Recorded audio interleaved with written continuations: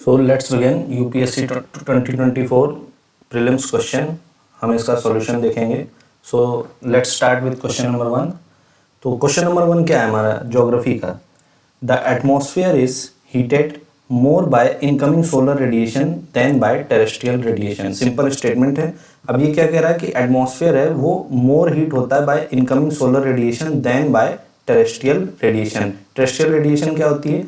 जो incoming solar radiation होती है जब वो अर्थ की सरफेस पे पड़ती है तो जब वो हीट रिफ्लेक्ट बैक कर रही होती है एटमॉस्फेयर की तरफ, तो उसको जो क्या होता है ग्रीन हाउस गैसेस जब वो ट्रैप कर लेती हैं आउटगोइंग सोलर रेडिएशन को, तो वो जो आउटगोइंग सोलर रेडिएशन होती है उसको बोलते हैं टेरेस्ट्रियल रेडिएशन। तो अगर ग्रीन हाउस गैसेस हैं तो वो आउटगोइंग टेरेस्ट्रियल रेडिएशन को क्या करेंगी? ट्रैप कर लेंगी। ट्रैप करेंगी तो अर्थ का एटमॉस्फेयर, अर्थ का जो एटमॉस्फेयर है हीट अप हो जाता है, उसका टेम्परेचर बढ़ जाता है, जिसकी वजह से एटमॉस्फेयर अर्थ का मोर हीटेड होता है।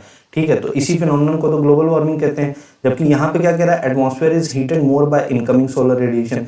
तो इनकमिंग सोलर रेडिएशन से तो मोर हीट होता ही नहीं। अगर इनकमिंग सोलर रेडिएशन जितनी पड़ रही है उतनी ही हीट वापस रिफ्लेक्ट भी कर जाए, 100% पड़ी 100% रिफ्लेक्ट हो गई, तो फिर तो अर्थ का एटमॉस्फेयर हीट अप होगा ही नहीं। हीट क्यों हो रहा है? क्योंकि जो ग्रीन हाउस गैसेज है वो क्या करती हैं? टेरेस्ट्रियल रेडिएशन को ट्रैप कर लेती हैं, जिसकी वजह से ग्लोबल वार्मिंग होता है। ठीक है, तो फर्स्ट स्टेटमेंट तो हमारा हो गया सीधे ही आउटराइटली गलत। तो अगर हम इसको काट देते हैं, फर्स्ट स्टेटमेंट को अगर हम काट देंगे तो हमारा सीधे आंसर आ जाएगा डी। सेकंड स्टेटमेंट हमें पढ़ने की भी जरूरत नहीं, लेकिन फिर भी पढ़ लेते हैं। क्या लिखा है? CO2 and other green house gases in the atmosphere are good absorbers of long wave radiation. तो वही फिनोमेनन है कि जो ग्रीन हाउस गैसेस हैं वो क्या करती हैं? टेरेस्ट्रियल रेडिएशन को ट्रैप कर लेती हैं, जिसकी वजह से क्या होता है? ग्लोबल वार्मिंग होती है और हमारे अर्थ का एटमॉस्फेयर हीट हो जाता है। ठीक है, तो ये तो फिर ज्योग्राफी का हो गया टेक्निकल क्वेश्चन, जो कि हमें पता ही होना चाहिए। इसमें बहुत ज्यादा मेथड नहीं लगा सकते हैं। सेकंड क्वेश्चन देखते हैं। Thickness of the atmosphere at the equator is much greater as compare to poles. अब देखिए, ये एक ट्रैप क्वेश्चन होता है यूपीएससी का। अब यहां लिखा है thickness of troposphere eight the equator is much greater. अब वैसे जो थिकनेस है इक्वेटर पे वो 2 से लेके 3 टाइम्स ग्रेटर होती है। ठीक है, अब ये एनसीईआरटी में दी है स्टैंडर्ड चीज, लेकिन क्या हम 2 to 3 टाइम्स ग्रेटर को मच ग्रेटर मान सकते हैं?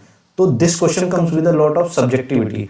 अब ये यूपीएससी के ऊपर है ऐसे क्वेश्चन में कि वो इसका क्या इंटरप्रिटेशन लेके किस तरफ जाना चाहेगी। ठीक है, अब वो इस स्टेटमेंट को सिर्फ और सिर्फ मच ग्रेटर के बेसिस पे सही भी कर सकती है, गलत भी कर सकती है। ऑल्दो सारी कोचिंग जो कीज हैं वो फर्स्ट स्टेटमेंट को सही मान रही हैं, बट ऐसा देखा गया है कि जब भी ऐसा मच ग्रेटर यूपीएससी लिख देती है तो फिर कुछ भी हो सकता है। There is an element of subjectivity in this question, hence we can not predict with accuracy कि इसका क्या होना चाहिए। तो ऐसे तो हमेशा 2-3 क्वेश्चन यूपीएससी हर पेपर में करती है। सेकंड स्टेटमेंट देखते हैं। At the equator heat is transported to great heights by strong current. तो ये तो जेनरिक स्टेटमेंट है और ये हमें पता भी। तो सेकंड स्टेटमेंट में तो कोई दिक्कत की बात नहीं, लेकिन फर्स्ट स्टेटमेंट जो है वो क्या है? डाइसी पड़ जाएगा। तो इस वजह से ये क्वेश्चन मेरे हिसाब से डिबेटेबल रहेगा। ऑल्दो कोचिंग कीज का मानना है कि इसमें फर्स्ट स्टेटमेंट जो है वो सही होगा, बट फिर से मैं कह रहा हूँ ये मच ग्रेटर की वजह से सब्जेक्टिविटी है, इसलिए यूपीएससी अपने फाइनल आंसर की में कुछ भी कर सकती है। ठीक है, आगे बढ़ते हैं। अब यहां से मेन खेल शुरू होता है। ये तो हो गए नॉलेज वाले क्वेश्चन। अब ये वाले जो क्वेश्चन होते हैं ये क्लासिकल यूपीएससी के क्वेश्चन है। अगर आपने प्रीवियस ईयर क्वेश्चंस के ट्रेंड को एनालिसिस किया है अच्छे से तो आप इन क्वेश्चंस को कर सकते हैं, वरना इन क्वेश्चंस को आप नहीं कर सकते हैं। जैसे कि मान लीजिए कोई साइंस एंड टेक का क्वेश्चन है और फ्यूचरिस्टिक टेक्नोलॉजी की बात हो रही, तो फिर ऑल करेक्ट होता है, फिर उसमें ज्यादा एग्जाम कंडीशन में दिमाग नहीं लगाना है। या फिर कोई ऐसी चीज हुई कि आपने कोई चीज बर्न किया और पूछे उसमें से कौन कौन सी गैसेस निकलनी है, तो आप एग्जाम कंडीशन में बर्न नहीं कर सकते हैं, फिर आपको ऑल करेक्ट के साथ ही जाना है। तो ये प्रीवियस ईयर ट्रेंड से हमने डिड्यूस किया है कि ऐसा एक ट्रेंड फॉलो होता है और इस तरीके के क्वेश्चन यूपीएससी हर साल पूछती है। तो हमें उस ट्रेंड को छेड़खानी नहीं करनी है, we have to go with the trend. अगर उस ट्रेंड के हिसाब से गलत ऑप्शन हो जाएगा तो कुछ नहीं होगा, कट ऑफ जो है हमारी -2.67 नीचे चली जाएगी। ठीक है, और अगर नहीं कुछ वैसा होता है तो कट ऑफ इस बार की तरह 90+ की तरह जाएगी। तो इस क्वेश्चन में, इन क्वेश्चन में ज्यादा हमें छिड़खानी नहीं करनी है। अब क्वेश्चन पढ़ते हैं। How many of the above are products of volcanic eruption. अब देखिए, वोल्केनिक इरप्शंस एक बहुत बड़ा मेजर इवेंट होता है, ये कोई छोटा मोटा इवेंट नहीं है। वोल्केनिक इरप्शंस जब होगा तो एक तो इतनी ज्यादा ट्रेमेंडस हीट अर्थ के नीचे से, अर्थ की क्रस्ट से जनरेट होती है कि उसको रिकॉर्ड कर पाना, मेजर कर पाना क्या हो रहा है वो भी पॉसिबल नहीं हो पाता है, due to tremendous amount of heat emanating from earth surface. तो उसके बाद जब वोल्केनिक इरप्शन जैसा मेजर इवेंट अकर कर रहा होगा, तो आप कैसे प्रिडिक्ट कर सकते हो कि कौन सी चीज नहीं हो रही होगी? अरे कोई चीज 0.1% या 0.01% भी हो रही होगी तो फिर तो क्वेश्चन के हिसाब से तो यूपीएससी के एग्जाम में सारे ही ऑप्शन करेक्ट हो जाएंगे। मैं कह रहा हूँ उसमें 5-6 ऑप्शन और होते तो वो भी करेक्ट हो जाते। तो ऐसे क्वेश्चन में एग्जाम कंडीशन में हमें बहुत ज्यादा लेफ्ट एंड राइट नहीं करना, दिमाग लगाने की कोशिश नहीं करनी, जो दे रखा है सीधे उसमें मारना है ऑल करेक्ट और आपका हमेशा ही मोर ऑफन देन नॉट 90% आपका क्वेश्चन सही होगा। ये यूपीएससी के क्लासिक क्वेश्चन है, अगर आप इनको छोड़ने लगे या इन पे गलती करने लगे तो फिर आपका कट ऑफ निकालना बहुत मुश्किल हो जाएगा। ठीक है, तो नेक्स्ट क्वेश्चन पे चलते हैं। Which of the following is our correct inference या inferences from the isothermal maps in the month of January? अब देखिए, इतना डेप्थ में कोई भी isothermal maps in month of January नहीं पढ़ता है। एटलीस्ट कोई जीएस वाला बच्चा तो नहीं पढ़ेगा। हाँ, किसी का ज्योग्राफी ऑप्शनल हो तो बात अलग है। तो क्या ये यूपीएससी ने ज्योग्राफी ऑप्शनल वालों के लिए बनाया है? नहीं, ये यूपीएससी का ये भी एक क्लासिक क्वेश्चन है और ये एक स्टैंडर्ड पैटर्न पे कि यूपीएससी जब भी कोई एक कंसेप्चुअल क्वेश्चन पूछती है एक कंसेप्ट पे रिलेटेड, तो उसमें क्या करती है, वो 2 स्टेटमेंट देती है और एक स्टेटमेंट को हमेशा सही बना देगी, एक स्टेटमेंट को गलत बना देगी। इसके पीछे का उसका ऑब्जेक्टिव ये है, वो देखना चाह रही है कि आपको उस कॉन्सेप्ट के बारे में नॉलेज है कि नहीं। तो नॉलेज कैसे पता चलेगी? दोनों ही गलत बना के नहीं पता चलेगी, दोनों ही सही बना के नहीं पता चलेगी। एक स्टेटमेंट को वो गलत बना देगा, एक स्टेटमेंट को सही बना देगा और इससे यूपीएससी ये डिड्यूस कर लेती है कि आपको उस कॉन्सेप्ट की नॉलेज है कि नहीं। अब वो भी बहुत ज्यादा उसमें लेफ्ट राइट करने की जरूरत नहीं है, वो भी एक बहुत ही इजी पैटर्न पे उसका ट्रेंड चला आ रहा है जिसको हमें एनालाइज करना होगा और उसके बेसिस पे क्वेश्चन किया जा सकता है। देखिए, अब आइसोथर्मल मैप्स पे सवाल है। पहले स्टेटमेंट को देखते हैं, क्या कह रहा है? Isotherms deviate to the north over the ocean and south. तो सीधे डायरेक्शन की बात है। अब हो सकता है कि यूपीएससी यहाँ डायरेक्शन को चेंज कर दे। ये कह रहा है आइसोथर्म्स ओशियन में नॉर्थ की तरफ डायरेक्ट होते हैं और कॉन्टिनेंट में साउथ की तरफ पलटा जा सकता है। ठीक है, स्विच किया जा सकता है डायरेक्शन को। बट हम सेकंड स्टेटमेंट भी पढ़ लेते हैं। क्या कह रहा है? Presence of cold ocean currents comma gulf stream and north Atlantic drift make the north Atlantic ocean colder and isotherms bend towards the north. अब देखिए, फर्स्ट स्टेटमेंट में क्या कह रहा था? जो ओशियन है वो किस तरफ डेविएट हो रहे हैं? नॉर्थ की तरफ। सेकेंड स्टेटमेंट में क्या कह रहा है? ये जो नॉर्थ अटलांटिक ओशियन है ये किस तरफ बेंड कर रहा है? ये भी नॉर्थ की तरफ। तो दोनों स्टेटमेंट से ये तो बात समझ में आ गई कि यूपीएससी ने इन दोनों स्टेटमेंट में डायरेक्शन में कोई गलती नहीं की है। यहाँ भी नॉर्थ की तरफ, यहाँ भी नॉर्थ की तरफ। अगर डायरेक्शन में की होती तो फिर तो दोनों सही और दोनों गलत। लेकिन यूपीएससी का प्रीवियस ईयर पैटर्न एक गलत एक सही बनाता है, तो फिर वो गलती कहाँ करेगा? डायरेक्शन में तो नहीं की। अब यहाँ पे वो कह रहा है presence of cold ocean currents, तो हो सकता है, पॉसिबिलिटी है कि यहाँ पे रहा हो वार्म ओशियन करेंट्स और यूपीएससी ने उसको क्या कर दिया हो? Warm ocean currents. भाई वार्म को कोल्ड किया जा सकता है ना, तो एक तो ये गलती हो सकती है, प्रोबेबिलिटी। दूसरा क्या हो सकता है ये कोल्ड ही ओशियन करंट्स रहे हो, लेकिन नीचे ये कह रहा है यहाँ पे गल्फ स्ट्रीम, यहाँ पे नॉर्थ अटलांटिक ड्रिफ्ट, क्या ये दोनों कोल्ड ओशियन करंट्स हैं? आप एग्जाम कंडीशन में श्योर हो? तो क्योंकि यहाँ पे फैक्चुअल इंफॉर्मेशन जरूरत से ज्यादा है तो इनके गलत होने की प्रोबेबिलिटी भी ज्यादा है। हो सकता है यही गलत कर दिया, हो सकता है ये गलत कर दिया, हो सकता है ये गलत कर दिया।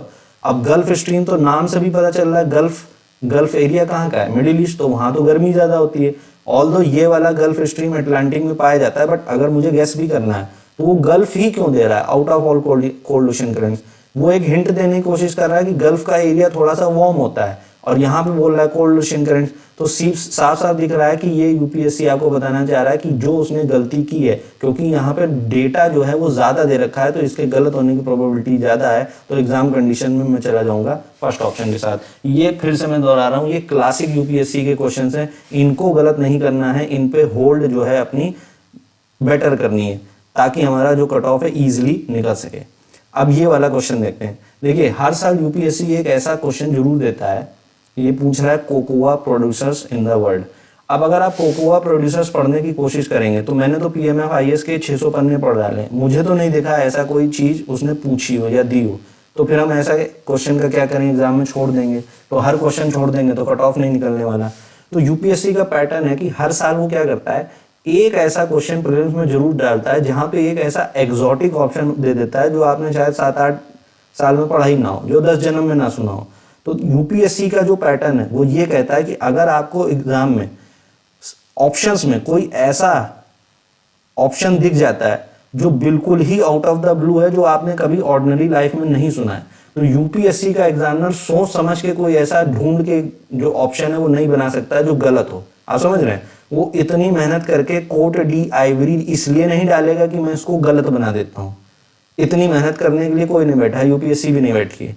तो अगर वो इतनी मेहनत करके एक ऐसा अटपटा सा देश ला के आपके सामने रख रहा है, Cote d' Ivoire out of the convention, unconventional, तो इसका मतलब है यूपीएससी आपको डायरेक्ट कर रहा है कि यही सही आंसर है। ये सिर्फ कोट डी आइवरी की बात नहीं है, आप 2018 से ट्रेंड देखेंगे तो हर साल एक क्वेश्चन ऐसा होता है। और अगर आपको कंफ्यूजन हो तो बता दीजिएगा, फिर मैं उसको लिंक करके भी दिखा दूंगा प्रीवियस ईयर से कि कैसे ये चीजें समझ में आती है और कैसे ये चीज एग्जाम में वर्क करती है। ठीक है, तो मैंने ज्यादा कुछ नहीं किया, मैंने देखा कोकोआ प्रोड्यूसर, मुझे तो कोई ऑप्शन नहीं, पहला दूसरा तीसरे में जैसे ही मैंने कोट डी आइवरी पढ़ा, मुझे पता था कि यूपीएससी का ये प्रीवियस ईयर पैटर्न है और यही ऑप्शन होने वाला। घाना आना के बारे में मुझे कुछ नहीं पता था, ये ऑप्शन देखते हैं मुझे पता चल गया कि यही ऑप्शन है और मैंने टिक मारा और मैं आगे बढ़ गया। ठीक है, नेक्स्ट क्वेश्चन देखते हैं। तो जैसे कि मैंने देखा फर्स्ट पेज में हमारे पास कम से कम 3 ऐसे क्वेश्चन थे जो यूपीएससी के प्रीवियस ईयर पैटर्न को एनालाइज करके सॉल्व किए जा सकते हैं और सही सॉल्व किए जा सकते हैं। तो इसलिए यूपीएससी के प्रीवियस ईयर पैटर्न को एनालाइज करना बहुत जरूरी, क्योंकि ऐसे हर क्वेश्चन को आप छोड़ भी नहीं सकते हैं। ठीक है, अब ये question again it is a knowledge based question. क्या कह रहा है कि गंगा डाउन स्ट्रीम जो जा रही है तो उसकी जो ट्रिब्यूटरीज हैं उसको वेस्ट टू ईस्ट। अब ये नॉलेज बेस्ड क्वेश्चन है। ठीक है, अब मैं तो देखिए यूपी से हूँ तो मुझे पता ही है, कानपुर से मैं रहता हूँ, तो गोमती जो है लखनऊ से बहती है। तो पहले यूपी पड़ता है लेफ्ट साइड में, वेस्ट में, और ईस्ट में पड़ता है बिहार। तो मुझे ये तो पता है कम से कम कि पहले लेफ्ट में गोमती आनी चाहिए। तो इतना तो मुझे तय हो गया कि आंसर या तो बी में होगा या तो आंसर डी में से होगा। घाघरा वगैरह तो नहीं होना चाहिए ये पढ़ के। ठीक है, अब दूसरी चीज जो हमें पता है वो क्या पता है कि कोसी को क्या बोलते हैं, जो कोसी को बिहार का शोक बोलते हैं। ठीक है, जैसे दामोदर है वो बंगाल का शोक, और फिर ब्रह्मपुत्रा है आसाम में, वो सब लाती है। तो मुझे ये एक रफ आइडिया है कि जितनी ये बहुत ज्यादा ईस्टर्न मोस्ट रिवर्स है ना, ये सब क्या करती हैं, मेहम क्रिएट करती हैं। और ये ईस्टर्न मोस्ट में ज्यादा है, क्योंकि ब्रह्मपुत्रा तो बिल्कुल ही ईस्टर्न हो गया आसाम, फिर दामोदर वैली बंगाल। तो मैं ये मान रहा हूं कि अगर मुझे कंफ्यूजन भी है, भले ये गंडक बिहार में हो, कोसी बिहार में हो, लेकिन इसमें से ईस्टर्न मोस्ट कौन होगी, तो अगर मुझे बी और डी में चुनना हो तो मैं ये गेस वर्क करूंगा। Again I am not sure, तो मैं ये गेस वर्क करूंगा और आपको कुछ इसी लाइंस पे सोचना है कि जो ईस्टर्न मोस्ट हैं उनसे ज्यादा फ्लड आता है, जो मेहम क्रिएट करते हैं। तो हो सकता है कोसी रहा हो, और मैंने भी 50-50 पे आके गेस वर्क करके बी ही मारा था और थैंकफुली ये ऑप्शन सही हो गया था। लेकिन अगर आपका गलत हो भी जाता है बी और डी में तो कोई बात नहीं, लेकिन इतना 50-50 करने के बाद पहली बात क्वेश्चन छोड़ना नहीं है, दूसरी बात फिर थोड़ा सा लॉजिकली उसको डिड्यूस करना है। ठीक है, तो ये क्वेश्चन भी एग्जाम कंडीशन में बनाया जा सकता था। अब ये एक नया पैटर्न यूपीएससी ने इस बार, मतलब एक पैटर्न का ये क्वेश्चन दिया है, और यूपीएससी क्या करता है कि किसी साल अगर वो उसने ऐसा ये पैटर्न दिया स्टेटमेंट 1 2 3, तो उसने हिंट ड्रॉप कर दिया कि 2025 में, यानी अब इस पैटर्न के हम कम से कम 5 6 या 7 8 क्वेश्चन पूछ लेंगे। तो नेक्स्ट अब जो ईयर आएगा उसमें आप इस पैटर्न के लिए जरूर तैयार रखिए। ये यूपीएससी का तरीका है बताने का कि नेक्स्ट साल आप इन सब टाइप के क्वेश्चन के लिए रेडी रहिए, प्रिपेयर रहिए। चलिए देखते हैं, उसमें बहुत ज्यादा तो कुछ नहीं था। स्टेटमेंट 1 कह रहा है rainfall is one of the reasons for weathering of rock. अब हमें इतना तो यूपीएससी के पीवाईक्यू से पता ही है भाई कि वन ऑफ द रीजंस जब भी होता है तो वो जनरली स्टेटमेंट सही होता है, तो इसमें तो बहुत ज्यादा कुछ डिबेट नहीं करना है। अब नेक्स्ट क्या कह रहा है, rain water contains carbon dioxide in solution. अब कार्बन डाइऑक्साइड अगर सॉल्यूशन इंपॉर्टेंट है, ठीक है, कार्बन डाइऑक्साइड अगर सॉल्यूशन में होगा, सॉल्यूशन में, ठीक है, सॉल्यूशन का मतलब वाटर उसके साथ मिक्स है। अगर कार्बन डाइऑक्साइड सॉल्यूशन फॉर्म में है तो इसका मतलब वो कार्बोनिक एसिड बना रहा है, इसका मतलब वो क्या बना रहा है, कार्बोनिक एसिड H2CO3। और यही तो हमने कारण पढ़ा था कि जब बीच में क्या हुआ था कि ताजमहल में जो एसिड रेन हो रहा था, तो जिसकी वजह से कोरोजन हो रहा था, तो जो उसका व्हाइट कलर है वो थोड़ा सा येलोइश हो गया था। तो वो इसीलिए तो हो रहा था कि रेन वाटर में क्या हो रहा था, एसिड रेन। तो एसिड रेन कैसे हो रहा है, जब CO2 में सॉल्यूशन में वाटर मिक्स हो जाएगा तो फिर H2CO3 कार्बोनिक एसिड, या आपको इतनी केमिस्ट्री की जरूरत नहीं है। मुद्दे की बात यह कि रेन वाटर में एसिड रेन अगर मिक्स हो रहा है तो उसकी वजह से कुछ ना कुछ प्रॉब्लम होती है। तो हाँ भाई, रेन वाटर में तो जाने क्या क्या गिरता है, तो एग्जाम कंडीशन में आपको इसको फेस वैल्यू पे सही मान लेना कि rain water contains CO2 in solution. ठीक, उसी तरीके से कह रहा है rain water contains atmospheric oxygen. अब आप इस स्टेटमेंट को एग्जाम कंडीशन में देखिए डिबेट नहीं कर सकते हैं। क्यों नहीं कर सकते हैं कि वो ये नहीं कह रहा कि कितनी मात्रा में एटमॉस्फेरिक ऑक्सीजन रेन, अगर CO2 है, CO2 एक गैस है, तो भाई O2 भी तो हो सकती है, हो सकता है 0.1% हो सकता है 0.01% हो सकता है 0.001% हो तो सकता ही है ना। उसने अमाउंट तो नहीं बोल दिया ना कि होता ही नहीं है, कि इतना परसेंटेज होता है, ऐसा तो कुछ नहीं बोला है। तो हो तो सकता ही है, तो रेन वाटर कर सकता है, ऑक्सीजन भी रेन वाटर कर सकता है CO2 भी। ठीक, फिलहाल फेस वैल्यू पे हमें इस स्टेटमेंट को सही मानना है, तीनों को ही। तो जो अब देख लेते हैं, जहां पे कहीं दिया होगा कि ये स्टेटमेंट गलत है उसको हटा देते, तो ये कह रहा है नीदर स्टेटमेंट 2 3 करेक्ट, तो ये गलत। Only one of the 2 3 correct, ये भी गलत मान लेते हैं सीधे ही।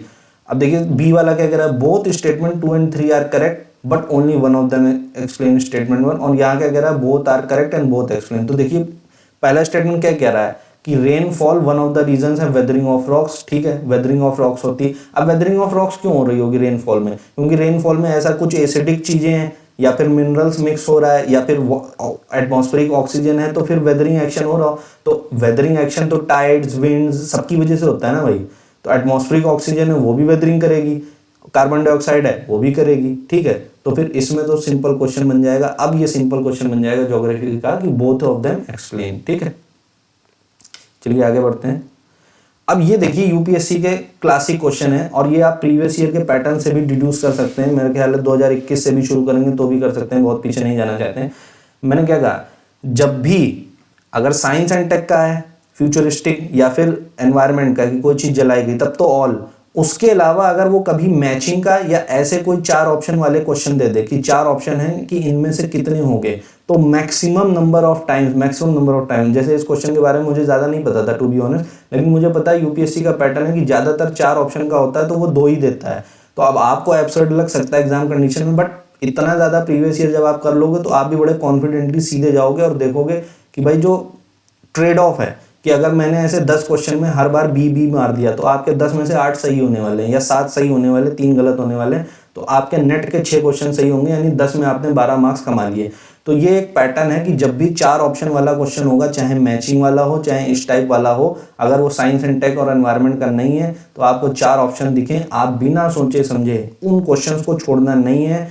4 ऑप्शंस में आप सीधे ओनली 2 मार दीजिए और आपका more often than not question सही होगा। अब ऐसे इतना तो मुझे पता है कि ये जो नॉर्थ सी है ये यूके के ऊपर ऊपर कहीं होता है, तो रशिया तो देखिए नहीं हो सकता था, किसी हाल में रशिया नहीं हो सकता था।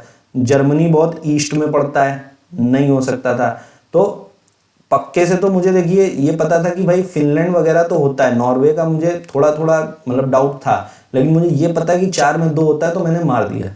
लेकिन कुछ और भी होते ऑप्शन तो भी मैं ओनली 2 ही मारने वाला था, क्योंकि मेरा माइंड सेटअप था कि मुझे ये करना ही है। 4 ऑप्शन दिखेंगे, ओनली 2 मार के आना है, और वो चीज बेनिफिट देती है एग्जाम में। मेरे केस में तो वर्क किया है जब जब मेरा प्री निकला है। चलिए नेक्स्ट क्वेश्चन देखते हैं। अब देखिए ये जो 3 मैचिंग वाला आया है, पहले क्या होता था कि यूपीएससी ऐसा पैटर्न बना देता था कि 1 2 2 3 1 3 1 2 3, तो उसमें तो एक पैटर्न डिकोड है जो हम कर सकते हैं, या फिर एक बनाएगा 1 ओनली 2 ओनली। ये जो ओनली 1 ओनली 2 ऑल 3 वाला है ना, इसमें अभी कोई डेफिनेट पैटर्न निकल के नहीं आ रहा है पिछले 2-3 साल से। तो ऐसे क्वेश्चंस को मैं इस पूरी सीरीज में अवॉइड करूंगा, क्योंकि अभी इस पे कोई एक्सपर्टीज या कोई कंक्लूसिव डिसाइसिव तौर से मतलब एस्टेब्लिश नहीं हुई है। मैंने तो एटलीस्ट नहीं किया, तो मैं आपको मिसगाइड भी नहीं करना चाहूंगा। तो फिलहाल के लिए मैं इसको इन टाइप के क्वेश्चंस को स्किप करूंगा, सिर्फ इन टाइप के क्वेश्चंस को। ठीक है, अब देखिए फिर से क्लासिक क्वेश्चन आ जाता है यूपीएससी का, 4 वाले हैं, मैचिंग के हैं। अब मुझे नहीं पता इतना, तो क्या मैं इस क्वेश्चन को छोड़ दूंगा? बिल्कुल नहीं, क्योंकि इसमें देखिए इतनी ज्यादा नॉलेज पूछ ली कि अगर आपको पता है सेंट्रल एशिया में वॉस्जेस है, तो क्या उसमें फोल्ड माउंटेन है? नहीं पता होता है किसी को, तो क्या करोगे, छोड़ दोगे? नहीं, हमें पहले से पता है कि 4 में 2 ऑप्शन सही होते हैं, हम अपने प्री डिफाइंड मेथड से चल रहे हैं। अगर किसी बार 4 में 2 नहीं सही होंगे तो क्या होगा, 2023 की तरह कट ऑफ गिर जाएगी, फिर 74 जाएगी। लेकिन वहां आपको काउंटर इंट्यूटिवली नहीं सोचना है, पैटर्न यही है, दुनिया यही कर रही, यही करके कट ऑफ निकल रही। किसी साल अगर यूपीएससी ने ये गलत करना शुरू कर दिया तो कट ऑफ गिर जाएगी 74। बहुत ज्यादा उसमें लेफ्ट राइट करने की जरूरत नहीं है। 4 ऑप्शन वाले आपको दिखें, साइंस एंड टेक और एनवायरनमेंट का नहीं है, आप 2 मारिए और आगे बढ़ जाइए। चलिए नेक्स्ट क्वेश्चन देखिए।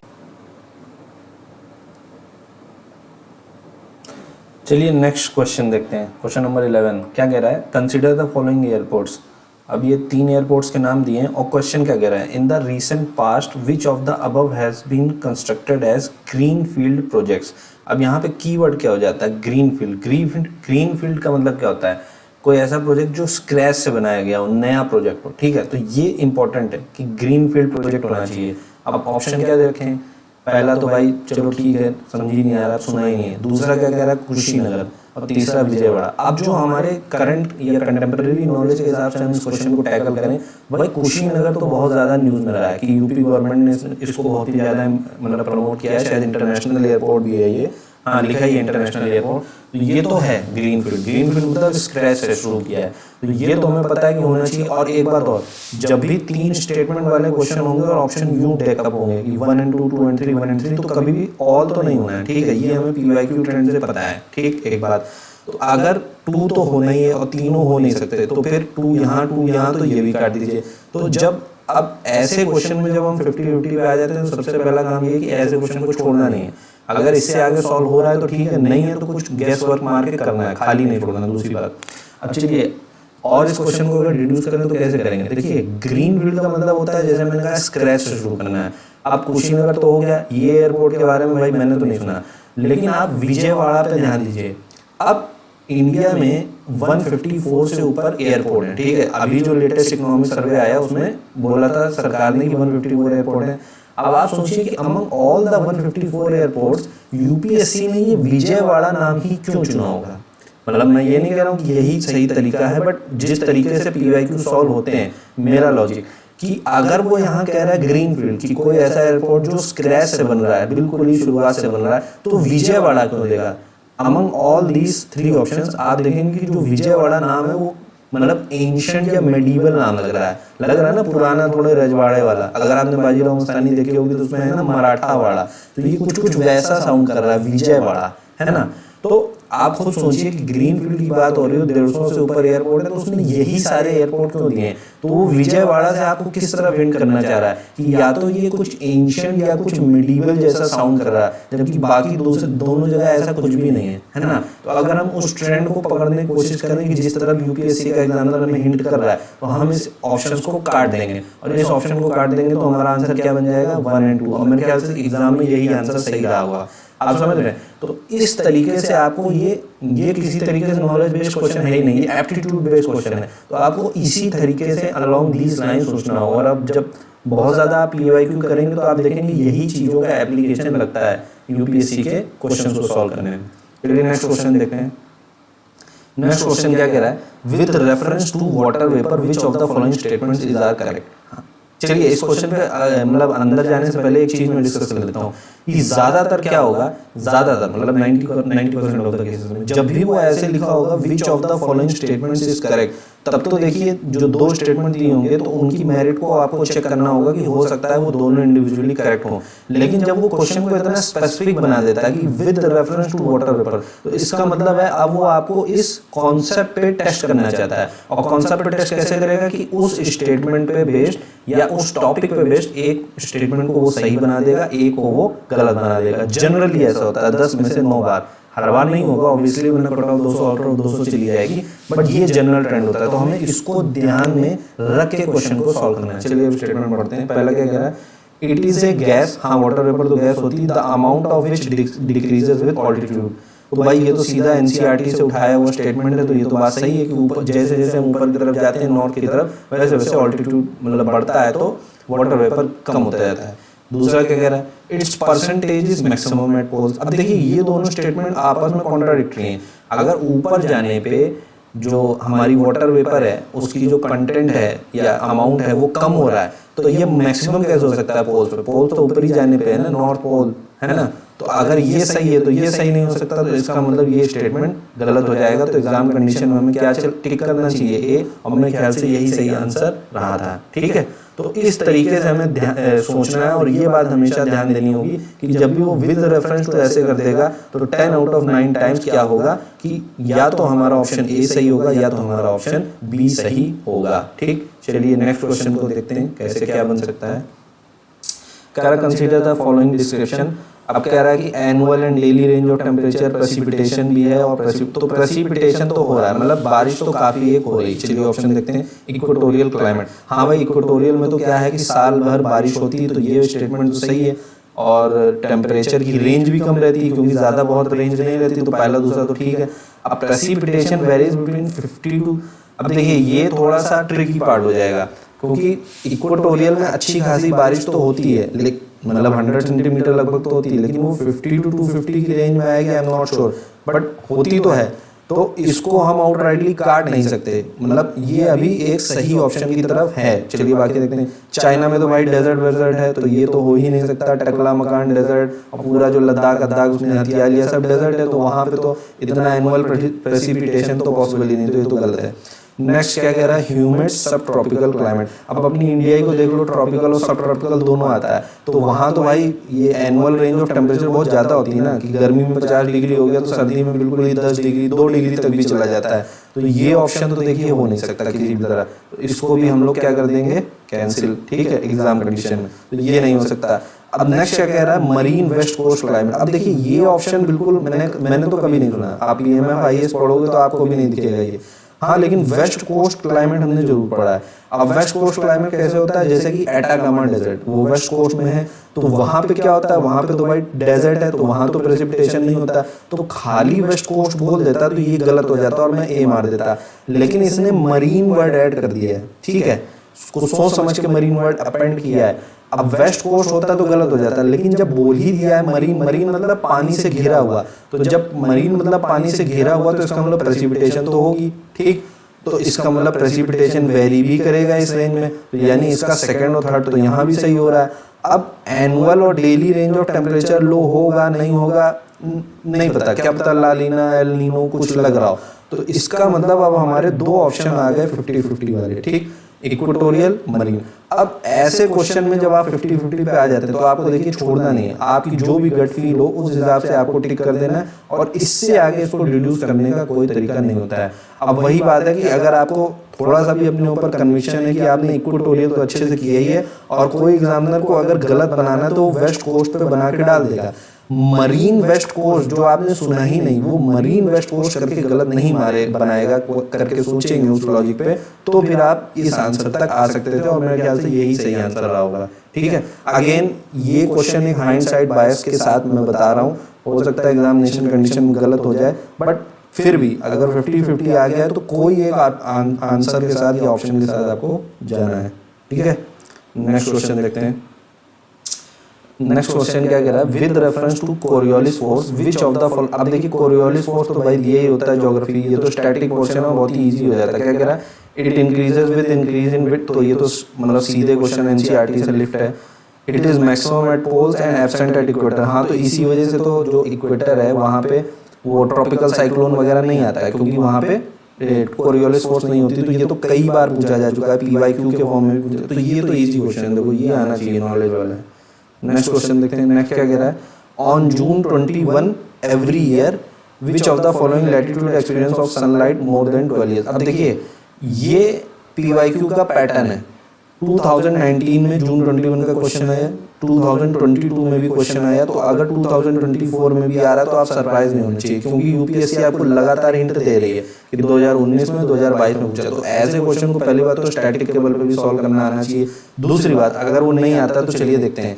अब हमने इतना तो सीखा ही है कि जो 4 ऑप्शन वाले होते हैं उनमें जनरली 2 सही होते हैं, 2 ऑप्शन सही होते हैं, फिर भी चलिए इसको बनाने की कोशिश करते हैं। अब क्या कह रहा है कि जून 21 है, विच of the following latitude experience sunlight of more than 12 hours.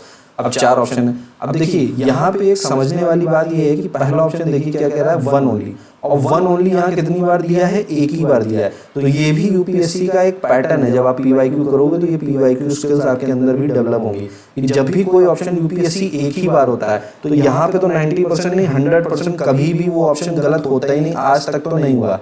पिछले 25 ईयर्स के आप जब ऑब्जेक्टिव टाइप क्वेश्चन करोगे PYQ, तो कभी ऐसा नहीं हुआ कि कोई ऑप्शन बस एक ही बार सही हो रहा हो, UPSC ने उसको सही कर दिया हो। तो 1 तो सही नहीं हो सकता, ये बात तो तय हो गई, ठीक।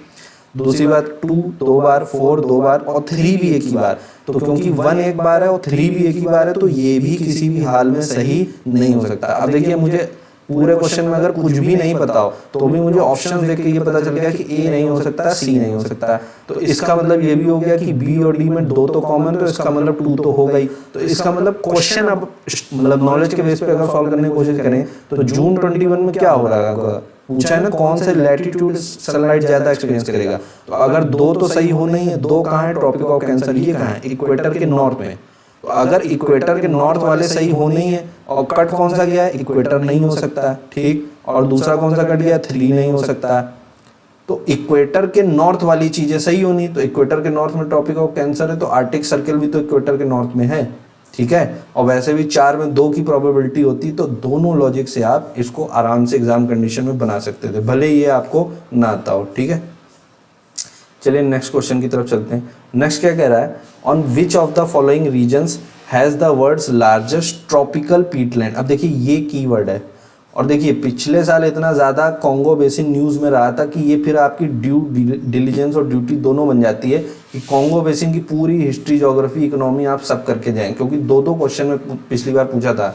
तो मेरे तो मतलब सीधे नोट्स से ही उठ के आ गया था कि मैंने 2023 का सीधा बना रखा था नोट्स, कभी आप कहोगे तो दिखाएंगे, तो उसमें यही कीवर्ड था पीटलैंड। तो मुझे तो पता चल गया था, बस इतना ही वर्ड मैंने पढ़ा पीटलैंड, मुझे पता चल गया था कि कॉन्गो बेसिन है। लेकिन अगर आपको नहीं भी पता है तो फिर ये आपको लीप ऑफ फेथ लेना है कि पिछले साल यूपीएससी ने इतना ज़्यादा कॉन्गो बेसिन पूछा है और कॉन्गो बेसिन न्यूज़ में रहा है, तो इसका मतलब अगर मेरे नोट्स में ये नहीं भी होता तो भी 4 ऑप्शन में मुझे किसी एक के साथ जाना होता तो मैं कॉन्गो बेसिन पे ही जाऊंगा। क्यों? क्योंकि कॉन्गो बेसिन इतना ज़्यादा न्यूज़ में है, तो इसका मतलब यूपीएससी उसमें इंटरेस्टेड है, तो हो ना हो अगले साल भी वो कॉन्गो बेसिन ही पूछेगा, और आपको भी इन्हीं लाइन्स पे सोचना है फ्यूचर एग्जाम्स के लिए, ठीक है। चलिए नेक्स्ट क्वेश्चन को देखते हैं। नेक्स्ट क्वेश्चन, अब देखिए ये क्लासिकल यूपीएससी का पैटर्न है, ठीक है। क्या कह रहा है, विद रेफरेंस टू पर फ्लोरो alkyl and perfluoroalkyl substances that are used in making many consumer products consider the following. अब देखिए ये क्वेश्चन एग्जामिनर क्यों पूछ रहा है, हर साल पता है आपको एनवायरनमेंट से रिलेटेड 3-4 क्वेश्चन ऐसे पूछे जाते हैं जिसमें कुछ ना कुछ एनवायरमेंटल कंसर्न हो रहा है, तो यूपीएससी इसको क्यों पूछना चाहेगा, क्यों? क्योंकि एनवायरमेंटल कंसर्न्स हैं, इसीलिए वो आपसे पूछेगा, है ना। माइक्रोबीट्स वाला क्वेश्चन आपको याद हो रहा होगा, क्यों पूछ रहा है, क्यों? मरीन एनवायरनमेंट को कुछ समस्या हो रही, तो यूपीएससी का एग्जामिनर इसमें क्यों इंटरेस्टेड है, पीएफएस में कुछ अच्छा हो रहा है इसलिए नहीं, क्यों? क्योंकि कंज्यूमर प्रोडक्ट के रूप में अगर यूज हो रहा है तो कुछ तो एनवायरनमेंट को हार्म कर रहा होगा, तो हम बाकी के ऑप्शन भी उसी फ्रेम ऑफ रेफरेंस में डिड्यूस करने होंगे, ठीक। अब एक एक करके देखते हैं। PFAS are found to be wide spread in drinking water, food and food packaging material. अब ये आपको समझ में आ रहा होगा कि यूपीएससी ने क्यों पूछा, क्योंकि ये जो है एक तो कंज्यूमर प्रोडक्ट है और कहाँ कहाँ यूज हो रहा है, ड्रिंकिंग वाटर में भी यूज हो रहा है, फूड में भी यूज हो रहा है, फूड पैकेजिंग में भी यूज हो रहा है, तो इसका मतलब कहीं से भी ये अवॉइड नहीं किया जा सकता, तो इसीलिए यूपीएससी का एग्जामिनर इसको पूछ रहा है, ठीक। दूसरा देखते हैं, PFAS are not easily degraded in the environment, तो ये तो सबसे बड़ी समस्या हो गई, तो फिर ये बायो एक्यूमुलेशन करेगा, तो यानी एनवायरनमेंट को हार्म कर रहा है ना। हम तो प्लास्टिक तक बैन कर रहे हैं, क्यों? क्योंकि वो डिग्रेड नहीं हो रही, तो ये भी वही समस्या पोज कर रहा है, तो इसीलिए यूपीएससी का एग्जामिनर इसको पूछ रहा है। तो ये भी कंसर्न हो गया, क्योंकि ऐसी ऐसी जगह यूज़ कर रहा है कि अवॉइड नहीं किया जा सकता, खाने में भी, पीने में भी और फूड पैकेजिंग में, और फिर डिग्रेड नहीं हो रहा, तो ये भी सही है। तीसरा क्या कह रहा है, persistent exposure to PFAS can lead to bio accumulation. अब बायो एक्यूमुलेशन तो एक नेगेटिव फिनोमेना है ना भाई, तो नेगेटिव फिनोमेना है, तो इसीलिए तो यूपीएससी का एग्जामिनर पूछ रहा है, तो इसका मतलब फिर ये क्या हो जाना चाहिए, तीनों ऑप्शन करेक्ट, ठीक है। तो इन्हीं लाइंस पे हमें एग्जाम में भी सोचना है। चलिए नेक्स्ट क्वेश्चन पे आते हैं। नेक्स्ट क्वेश्चन क्या कह रहा है, कंसीडर द फॉलोइंग, ये 5 चीज़ें दे रखी हूँ, फिर कह रहा है पैरासिटॉइड स्पीशीज। अब देखिए वही मैं कह रहा हूँ कि ये यूपीएससी का पैटर्न है। अब पैरासिटॉइड स्पीशीज मैंने आज से पहले तो कभी सुना ही नहीं, पहली बार एग्जाम में सुन रहा हूँ, लेकिन मुझे इतना पता है कि अगर कोई क्वेश्चन इस टाइप का है जहाँ 4 ऑप्शन दिए या 4 से ज़्यादा दिए, और अगर वो साइंस एंड टेक की फ्यूचर टेक्नोलॉजी नहीं है, या फिर एनवायरनमेंट की कोई ऐसी चीज़ नहीं हो रही कि कोई चीज़ जलाई जा रही हो, पूछ रहे कितनी गैस निकलेंगी, तो फिर पैटर्न क्या बनता है कि अगर 4 ऑप्शन है तो 2 सही होंगे, 5 ऑप्शन है तो 3 सही होंगे, 6 ऑप्शन है तो 4 सही होंगे, जनरली यही होता है। और अगर आपको नहीं आता है तो आपको एग्जाम कंडीशन में दिमाग नहीं लगाना और उसको छोड़ के भी नहीं आना है, सीधे 4 है तो 2, 5 है तो 3, 6 है तो 4 पे मार देना है। अगर किसी साल ऐसा हुआ कि वो नहीं सही होगा तो फिर ज़्यादा परेशानी की बात नहीं, कट ऑफ नीचे गिर जाएगा जैसे 2023 में होता है, ठीक है। नेक्स्ट क्वेश्चन देखते हैं। नेक्स्ट क्वेश्चन क्या कह रहा है, how many of the above belong to P family, ठीक। अब पी फैमिली, फिर ये ऑप्शन थोड़ा सा मुझे तो एनालाइज करने में दिक्कत हुई, तो मैंने क्या किया, इसका हिंदी वर्जन देख लिया।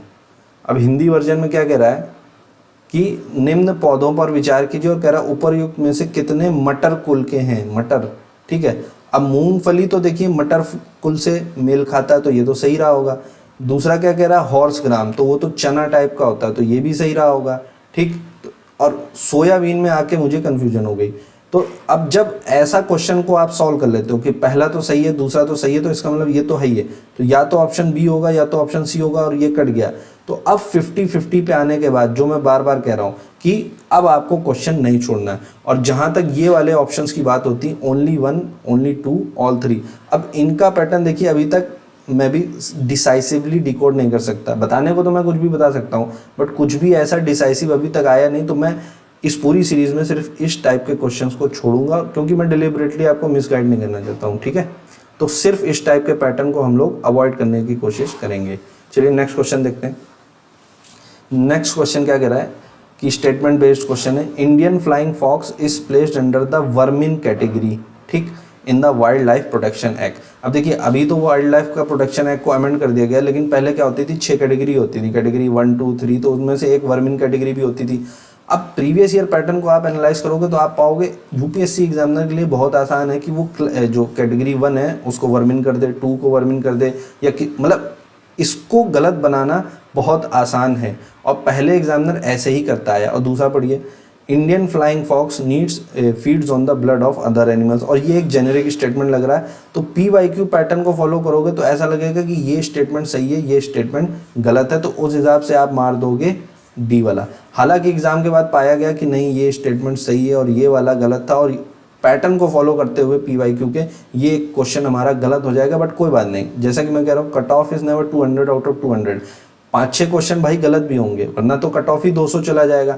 तो उनको सही करने के चक्कर में अगर आप बाकी गलत कर दोगे, जो 40-50 आपके सही होने, तो फिर दिक्कत हो जाएगी। तो फिर से मैं कह रहा हूँ, we have to take it with a pinch of salt. Pattern को फॉलो करना है, कॉस्ट बेनिफिट बहुत अच्छा है, आपका कट ऑफ निकल जाएगा और बहुत ही कंफर्टेबली निकलेगा। लेकिन अब ऐसे क्वेश्चन को भी काउंटर इंट्यूटिवली सोच के सही करने गए तो फिर सही वाले गलत हो जाएंगे बहुत ज़्यादा, ठीक है। ऐसे 4-5 क्वेश्चन गलत होंगे, and we have to take it with a pinch of salt. चलिए नेक्स्ट क्वेश्चन को देखते हैं। अब नेक्स्ट क्वेश्चन क्या कह रहा है, द ऑर्गेनिजम्स किकार्डा फ्रॉम। अब देखिए भाई, ऐसे क्वेश्चंस को तो आता है तो आता है, नहीं आता है तो स्किप कर देना। जो सिंगल स्टेटमेंट वाले क्वेश्चन है, इनमें बहुत ज़्यादा लेफ्ट राइट करके कोई फायदा नहीं है। अब पिछले साल मैंने देखा यूट्यूब सीरीज में कोई कह रहा था कि सिंगल स्टेटमेंट वाला आए तो ए मार दो, डी मार दो। भाई वो कोई मतलब लॉजिकल चीज़ नहीं, कोई साइंटिफिक उसका वो नहीं। आप और पीछे जाओगे 2022-23 में तो देखोगे कि ऐसा कुछ नहीं है। 2023 में भले वो चीज़ सही हो गई हो, तो उस चीज़ को भी अवॉइड करो तुक्के भाई। मतलब कहने को तो मैं भी कह सकता हूँ, बट वो चीज़ लॉजिकल नहीं है, आप समझ रहे हो, आप खुद नहीं इंप्लीमेंट कर पाओगे, आपका हाथ कांप जाएगा एग्जाम के बीच में, तो वो चीज़ें मत करना, ठीक है। नेक्स्ट क्वेश्चन पे आते हैं। नेक्स्ट क्वेश्चन क्या कह रहा है, many chewing gums found in the market are considered as source of environment pollution. देखिए, दिख गया क्या कहा था मैंने, कम से कम वो 3 से 4 क्वेश्चन हर पेपर में बनाएगा ही बनाएगा जहां कुछ एनवायरमेंटल कंसर्न हो रही हो, ठीक है। तो कह रहा कि च्यूइंग गम्स से अब एग्जामिनर को क्यों दिक्कत हो रही है, पहले तो नहीं होती थी, क्यों, क्योंकि अब ऐसा पाया गया कि उससे एनवायरमेंटल पोल्यूशन, तो ये तो सही होना ही है, क्योंकि उसकी समस्या ही है, उसको दर्द ही इसी बात से यूपीएससी एग्जामिनर को। नेक्स्ट क्या कह रहा है, many chewing gums contain plastic as gum base. तो देखो उसका रीजन भी दे दिया कि च्यूइंग गम से एनवायरमेंटल पोल्यूशन हो रही, क्यों हो रही, कैसे हो रही, क्योंकि उनके अंदर प्लास्टिक है जो गम का बेस है। तो भाई दिक्कत भी बता दी, रीजन भी दे दिया, तो इसमें तो कुछ करना ही नहीं, हमारी लाइफ और आसान बना दी, सीधे टिक मारो और आगे बढ़ जाओ। अब देखिए ये वाला अगेन फिर ये 3 स्टेटमेंट वाला है, तो मैं इसको अभी फिलहाल के लिए अवॉइड करूंगा, क्योंकि ये नॉलेज बेस्ड ज़्यादा है, इनमें अभी तक कुछ भी ऐसा नहीं बन पा रहा है कि क्या होना चाहिए। अब देखिए ये क्वेश्चन देखिए, consider the following statement regarding world toilet organisation. अब देखिए यही होता है, हम पढ़ के जाते हैं वर्ल्ड ट्रेड ऑर्गेनाइजेशन, आ जाता है वर्ल्ड टॉयलेट ऑर्गेनाइजेशन। अब ये कहीं करंट अफेयर्स में मैंने तो नहीं सुना है, कहीं नहीं पढ़ा। तो लेकिन मल्टीपल स्टेटमेंट बेस्ड क्वेश्चन जो भी यूपीएससी बनाएगा उसको हमें छोड़ना नहीं है, वो इजी होते हैं। चलिए देखते हैं। It is one of the agencies of UN nation. अब देखिए जब भी वन ऑफ द करके कुछ होता है तो आपको पता है 90% टाइम्स वो सही होता है, ठीक। लेकिन अब आप ऑप्शंस को भी देखिए, 2 2 बार, 3 2 बार, लेकिन 1 1 बार। और मैंने पीछे क्या बोला, ये यूपीएससी का पैटर्न है, जब भी कोई ऑप्शन को वो एक ही बार दे रहा है तो इसका मतलब यूपीएससी आपसे खुद कह रहा है कि प्यारे एस्पिरेंट्स ऐसे किसी भी ऑप्शन को टिक करने की गलती मत करना। तो भले ही एग्जाम कंडीशन में ये सही लग रहा है, लेकिन जब आप ऑप्शन देखोगे तो आपको एक चीज़ सीधे सीधे पता चल जाएगी कि कुछ भी हो जाए हमें 1 तो टिक नहीं करना है, ठीक है। अब दूसरी बात मैं बार बार क्या दोहराते आ रहा हूँ बार बार, जब भी किसी एक टॉपिक पे यूपीएससी दो स्टेटमेंट बनाएगा तो दोनों सही नहीं बनाएगा। जनरली उनमें से किसी एक को वो सही बनाएगा, किसी एक को गलत बनाएगा, दोनों को एक साथ सही नहीं बनाएगा, क्योंकि उसको टेस्ट करना है कि आपको उन दोनों के बीच का डिफरेंस पता है कि नहीं। तो इसका मतलब 2 और 3 भी सही नहीं होगा, क्योंकि बाकी दोनों इसके फंक्शंस या कुछ उसको डिस्क्राइब कर रहे हैं। चलिए पढ़ते हैं। World toilet summit, world toilet day and world toilet college are the initiatives of this organisation to inspire action. तो देखिए अब वो कह रहा है कि वर्ल्ड ये जो हमारी ऑर्गेनाइजेशन है वो ये सब और इनिशिएटिव्स को ऑर्गेनाइज करती है, एक तो उसका ये काम है। दूसरा कह रहा है कि main focus of its function is to grant funds to least develop countries and developing to achieve ये। तो अब वो क्या कह रहा है, एक तरफ कह रहा है उसका ये काम है, एक तरफ कह रहा है उसका ये काम है, ठीक। अब इनमें से हमें ट्रेंड के हिसाब से ये तो पता है कि दोनों सही नहीं होंगे, या तो ये सही होगा या तो ये सही होगा। अब क्या गलत होने की पॉसिबिलिटी है? देखिए जब भी एग्जामिनर क्वेश्चन को बहुत ही स्पेसिफिक बना दे, पीवाईक्यू का ट्रेंड है ये, जब मैं हिस्ट्री के प्रीवियस ईयर और कराऊंगा, आप बोलोगे तो दिखा दूंगा, तो आपको समझ में आएगा। जब भी कोई स्टेटमेंट बहुत ज़्यादा स्पेसिफिक बनेगा, स्पेसिफिक, तो वो उतना ही गलत होने की प्रोबेबिलिटी होती है। इसने बोल दिया ना यहाँ पे main focus of the function is this, तो ये आपके लिए रेड अलर्ट है, ये आपके लिए रेड अलर्ट है। तुरंत आपके कान खड़े हो जाने चाहिए कि ये ऐसी भाषा जब भी यूपीएससी यूज करेगा तो इसका मतलब ज़्यादातर केस में यूपीएससी उस क्वेश्चन को गलत बनाता है, उस स्टेटमेंट को। अगर ये मेन फोकस, देखिए ऊपर कहीं कुछ ऐसा कह रहा है कि ये है और वो ऐसा ऐसा करता है ना, यहाँ पे वो डंके की चोट पे कह रहा है नहीं ऐसा ही करता है। तो क्या आपको ऐसी ऑर्गेनाइजेशन जो आपने कभी सुनी नहीं, आपको पता है उसका मेन फोकस यही होगा? दूसरी बात, फंडिंग का काम कौन करता है? एक तो ये इतनी लो प्रोफाइल ऑर्गेनाइजेशन की हमने सुनी नहीं। दूसरी बात, फंडिंग का काम जनरली कौन करते हैं? IMF, world bank, Asian development bank, यही सब तो करते हैं ना। तो ये कौन सी ऑर्गेनाइजेशन आ गई जो लीस्ट डेवलप से लेकर डेवलपिंग कंट्रीज को भी फंड करेगी? आप समझ रहे हो? तो इनफ रेड फ्लैग्स हैं यहाँ पे इसको काट देने के लिए। तो आपका ऑप्शन एग्जाम कंडीशन में अगेन थोड़ा सा आपको टफ लग रहा होगा जो फर्स्ट बार है, लेकिन आप पीवाईक्यूज जब काफ़ी कर लोगे, एटलीस्ट 10 ईयर्स के कर लोगे, तो आपको ये सब चीज़ें भी आसान लगने लगेंगी। देखिए एक ऑप्शन काटना तो आसानी था, ये भी काटना आसान था। इन दोनों में जो मैंने डिड्यूस किया, ये भी आपको over a period of time आसान लगने लगेगा जब आप बहुत सारे पीवाईक्यू कर लोगे, ठीक है। अब देखिए ये क्वेश्चन अगेन क्लासिक क्वेश्चन, इस टाइप के 3 स्टेटमेंट और 1 2 3 होगा तो एक बात तो तय होती है हमेशा ही, पहले मैंने अभी पढ़ा भी नहीं क्वेश्चन, आप 1 2 3 काट दीजिए, सबसे पहला काम, ठीक। दूसरा देखिए अब ट्रेंड देखिए यहाँ पे क्या कह रहा है, Lions do not have a particular breeding season. यहाँ पे क्या कह रहा है, unlike most other big cats चीतास do not roar, unlike, हाँ अब देखिए आपको ट्रेंड दिखेगा, अनलाइक डू नॉट दिख रहा है। थर्ड स्टेटमेंट देखिए, अनलाइक डू नॉट, क्या पता चला पीवाईक्यू ट्रेंड क्या है कि इस टाइप के 2 स्टेटमेंट जब यूपीएससी फ्रेम करता है तो दोनों स्टेटमेंट वो एक साथ सही नहीं बनाता है और दोनों स्टेटमेंट एक साथ गलत भी नहीं बनाता है। इनमें से कोई एक स्टेटमेंट सही होगा, कोई एक गलत होगा, कौन सा सही कौन सा गलत अभी हमें नहीं पता है, ठीक। तो देखिए 2 ऑप्शन तो हमारे एलिमिनेट हो गए क्योंकि 2 on 3 हो नहीं सकता था और ये भी हो गया, ठीक।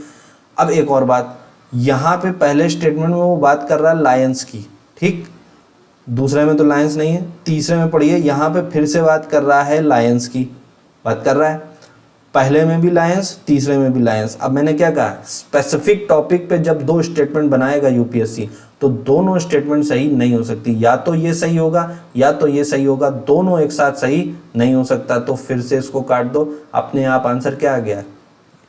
अब हमें कुछ नहीं पता भाई, मुझे तो नहीं याद था, इतना नहीं आता टू बी वेरी ऑनेस्ट, लेकिन मुझे यूपीएससी का पैटर्न पता है तो मुझे पता था मेरा आंसर गलत नहीं हो सकता। तो इसीलिए मल्टीपल जो स्टेटमेंट बेस्ड क्वेश्चन है उनको आपको कभी भी गलत नहीं करना है, ठीक। नेक्स्ट क्वेश्चन देखते हैं।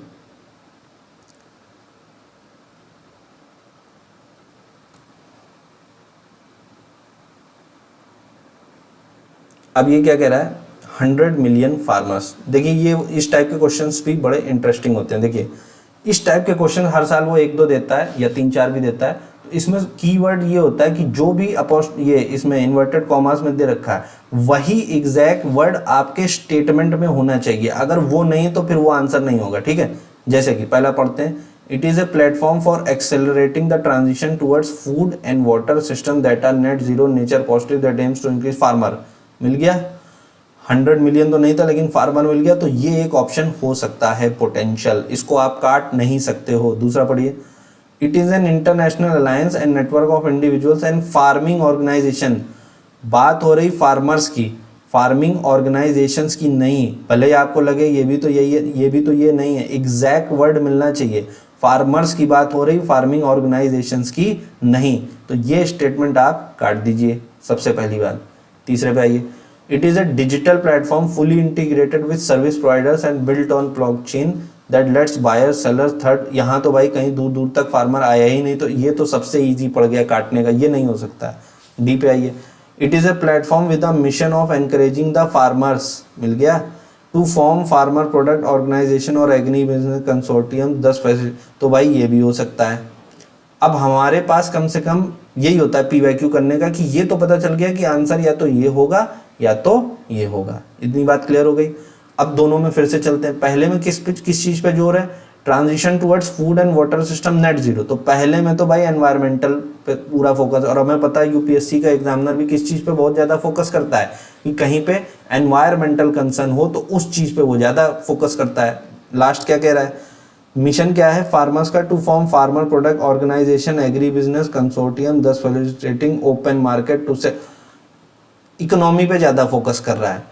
अब अगर इस टाइप का कुछ आ गया है, एक तरफ इकोनॉमी है, एक तरफ एनवायरमेंटल वाली चीज़ें, तो अब आपको गेस वर्क तो लेना ही है। मैं ये नहीं कह रहा हूँ कि मुझे एग्जाम कंडीशन 100% पता था जैसे पिछले क्वेश्चंस थे, लेकिन अगर आपको गेस वर्क लेना है तो आपको भी पता है यूपीएससी के एग्जामिनर का बायस किस तरफ है, एनवायरमेंटल कंसर्न की तरफ। तो उस चीज़ को ध्यान में रख के कि यूपीएससी का एग्जामिनर उस चीज़ पे ज़्यादा फोकस करता है तो आप ए मार सकते हैं। अगेन ये क्वेश्चन गलत हो सकता है, इस क्वेश्चन में एक हाइंडसाइड बायस है, लेकिन 50-50 तक तो आपको आना सीखना होगा, ठीक है। और थोड़ा सा अगर आपको पता होगा कि एनवायरमेंटल कंसर्न पे उस पर ध्यान है तो आप बना दोगे, ठीक। नेक्स्ट क्वेश्चन पे आते हैं।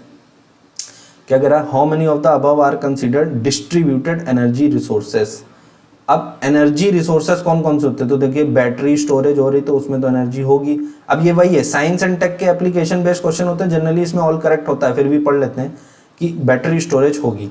बायोमास जनरेटर, अब जनरेटर क्या करता है? एनर्जी तो बनाता है, तो ये तो सही हो गया। Fuel cell, hydrogen fuel cell क्या कर रहा है? एनर्जी बना रहा है, तो ये तो सही है। रूफ टॉप पे सोलर लग रही तो सोलर है, तो आप समझ गए ना, साइंस एंड टेक है तो फिर ऑल 4 की तरफ हमें बढ़ जाना है।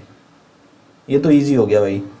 नेक्स्ट क्वेश्चन पे आते हैं। क्या कह रहा है? Which one of the following shows a unique relationship with an insect that has co evolve with it and this is the only insect that can. अब भाई इतना तो नहीं पता, देखो बायो तो हमारा है नहीं, वैसे भी पीसीएम वाले हम लोग हैं, दूसरी बात पीएसआईआर और वो है ऑप्शनल, तो अब इतना तो इंसेक्ट के बारे में नहीं जानकारी, तो क्या करें? अब करें ये कि जो मैंने अभी आपको कोट डी आइवरी के बारे में लॉजिक समझाया था, ठीक है, सैंडलवुड हमने पढ़ा है, सैंडलवुड हमने पढ़ा है। अगर ऐसा कुछ होता तो हमने पढ़ा होता पीएमएफआईएस में, नहीं पढ़ा तो छोड़ दीजिए। कॉटन पढ़ा, नहीं पढ़ा छोड़ दीजिए। महुआ तो पता है कि वो ट्राइबल ड्रिंक होती 500-600 रुपए की, ऐसा कुछ तो नहीं पढ़ा। लेकिन जैसा कि मैंने कहा फिग 600 पन्ने की पीएमएफआईएस पढ़ने के बाद भी हमने कहीं फिग जैसा वर्ड नहीं सुना। अब नहीं सुना तो वही लॉजिक जो कोट डी आइवरी में लग रहा था कि यूपीएससी का एग्जामिनर इतनी ज़्यादा मेहनत करके ढूंढ ढांड के कहीं से एक फिग जैसा जो स्टेटमेंट है वो इसलिए नहीं ला के डाल देगा कि मैं इसको कहीं से ढूंढ के लाता हूँ और इसको गलत बना दूँ। गलत बनाने के लिए वो इतनी मेहनत करके कहीं से ढूंढ के ला के फिग नहीं डाल देगा। फिग जैसी चीज़ जो आपके 600 पन्ने के नोट्स में नहीं है और आपने देखी नहीं सुनी नहीं, वो तभी डालेगा कि जब वो सही हो, जिस तरह कोट डी आइवरी हुआ है। और अगर आपको इस चीज़ से दिक्कत है कि ये मैं कैसे डिड्यूस कर लेना हो तो बता दीजिएगा, ठीक है, क्योंकि 2018 से ये ट्रेंड चल रहा है कि हर साल 1 या 2 क्वेश्चन वो ऐसे देता ही है आउट ऑफ द ब्लू, एकदम एग्जॉटिक क्वेश्चन ऑप्शंस जो आपने 10 जन्म में ना सुने हो, तो वही वो सही होते हैं। क्यों? क्योंकि वो इतनी मेहनत करके ढूंढ के लाके ऐसे किसी ऑप्शन को नहीं डाल देगा कि वो गलत हो। वो डाला है इसका मतलब वो सही ही होने वाला है, ठीक। अब देखिए जनरली मैं इस टाइप के ऑप्शंस छुड़वा देता हूं, लेकिन इस क्वेश्चन की आप लैंग्वेज को पढ़िए। क्या कह रहा है? How many of the above have poisonous species among them. इनमें से कौन कौन से ऐसे हैं जिनके अपने अंदर भी पॉइजनस प्रजातियां होंगी, स्पीशीज अमंग देम। अब बटरफ्लाई भगवान जाने 50 प्रकार की हैं, 100 प्रकार की हैं, उनमें से कोई भी एक पॉइजनस होगी तो ये तो स्टेटमेंट सही हो जाएगा ना। फिश तो पता ही है कितने टाइप की होती है, उनमें से कुछ तो पॉइजनस होती है। Same goes with frog. अब इनकी इतनी ज़्यादा प्रकार की प्रजातियां हैं कि आप कैसे कह सकते हो कि कोई भी एक प्रजाति ऐसी नहीं कि पॉइजनस हो। तो ये तो देखिए फ्री के क्वेश्चन दे देता है एग्जामिनर आपको, ये नहीं गलत करना है, इसमें बहुत जल्दी ऑल 3 लग जाएगा। ठीक है, थोड़ा सा भी अगर आपने पैटर्न फॉलो किया है। चलिए नेक्स्ट क्वेश्चन देखते हैं क्या कह रहा है। How many of the above trees are actually native. अब भाई ये 3 वाला है तो इसमें देखिए ट्रिक नहीं लग सकती कुछ। अब इतना तो पता है, कैशू तो नाम से ही लग रहा है भाई ये इंडियन नहीं हो सकता है। कैशू वगैरह ये तो शायद पोर्चुगीज वगैरह लाए होंगे, काजू वाजू, ठीक है, नाम से ही पता चल रहा कैशू, तो ये इंडियन नहीं हो सकता, नाम से पता चल रहा है। ठीक, अब ये रेड सैंडल्स मेरे ख्याल से ये साउथ की तरफ होता है, या तो आंध्र प्रदेश या कर्नाटका। और पपाया को हिंदी में क्या बोलते हैं, पपीता। तो अब यहाँ पे आके आपका क्वेश्चन फंस जाएगा कि 1 के साथ जाएं कि 2 के साथ जाएं।